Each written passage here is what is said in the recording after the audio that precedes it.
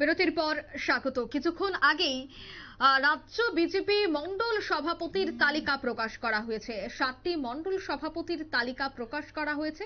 তার মধ্যে আজ খোয়াই মন্ডলেও দেখা গেছে একেবারে বিজেপি কর্মী সমর্থকদের উচ্ছ্বাস, কারণ নবনিযুক্ত খোয়াইয়ের মন্ডল সভাপতি হিসেবে নিযুক্ত হয়েছেন অনুকূল দাস। তাকে ফুলের তোড়া দিয়ে আজ উষ্ণ সংবর্ধনা উষ্ণ শুভেচ্ছা জানানো হয়েছে। প্রাক্তন মন্ডল সভাপতি সুব্রত মজুমদারও ছিল সেই অনুষ্ঠানে। নাম ঘোষণা হবার পর বিজেপি খোয়াই মন্ডল কার্যালয়ের সামনে কর্মী সমর্থকদের ভিড় হয় এবং নতুন মন্ডল সভাপতিকে ফুলের তোড়া দিয়ে স্বাগত জানানো হয়। উপস্থিত ছিলেন জেলার সাধারণ সম্পাদক সমীর দাস ছাড়াও অন্যান্য পদাধিকারীরা।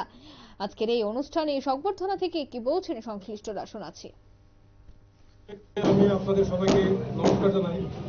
আপনারা ইতিমধ্যে অবগত হয়েছেন যে ত্রিপুরা প্রদেশ কমিটির বিজেপি ত্রিপুরা প্রদেশ কমিটির পক্ষ থেকে আমাদের 25 খোয়াই যে মণ্ডল, এই মণ্ডলের মণ্ডল সভাপতি হিসেবে আমাকে নিযুক্ত দিয়েছে। তো আমি প্রথমেই আপনাদের কাছে একটা আবেদন করব যে 25 খোয়াই বিধানসভা কেন্দ্রে আমার দলের কাজ করতে গিয়ে আমি প্রথমে আপনাদের সাহায্য সহযোগিতা কামনা করি। আপনারা আমাদেরকে সাহায্য সহযোগিতা কামনা করি। আমাকে দল দায়িত্ব দিয়েছে, আপনারা জানেন। আমার প্রথম যে কাজটা হবে, আমি সবাইকে নিয়ে আমি কাজ করতে চাই। আপনারা জানেন যে দুইটা বিধানসভা 2018 এবং 2023 দুইটা বিধানসভা নির্বাচন আমরা পরপর এখানে পরাজিত হয়েছি। আমাদের চেষ্টা থাকবে সবাইকে নিয়ে আমরা যে 2028 যে বিধানসভা নির্বাচন হবে, এই নির্বাচনে আমরা কয়েকটা বসবাস থাকবো।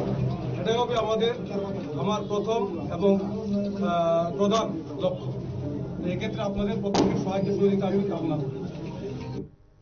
আপনারা শুনলেন বক্তব্য। খোয়াই মন্ডল কার্যালয়ে এই সংবর্ধনা অনুষ্ঠানের আয়োজন করা হয়। নতুন সভাপতিকে অভিনন্দন জানানো হয়েছে এবং নতুন সভাপতির মূলত বক্তব্য হচ্ছে আগামী দিনে তিনি দলের হয়ে কাজ করবেন, খোয়াইয়ে কিভাবে উন্নয়নমূলক কাজ, এছাড়া আরো যে পার্টির বিভিন্ন কাজকর্ম রয়েছে সেই কাজকর্মেও তিনি ঝাঁপিয়ে পড়বেন। এলাকার সমস্ত কর্মীদের তিনি উজ্জীবিত করবেন এবং বিভিন্ন কর্মসূচি আগামী দিনে হাতে নেবেন, দলীয় রূপরেখা তৈরি করবেন বলেই কিন্তু জানাচ্ছেন। নিয়ে নিচ্ছে ছোট্ট একটি বিজ্ঞাপন বিরতি, সঙ্গে থাকুন।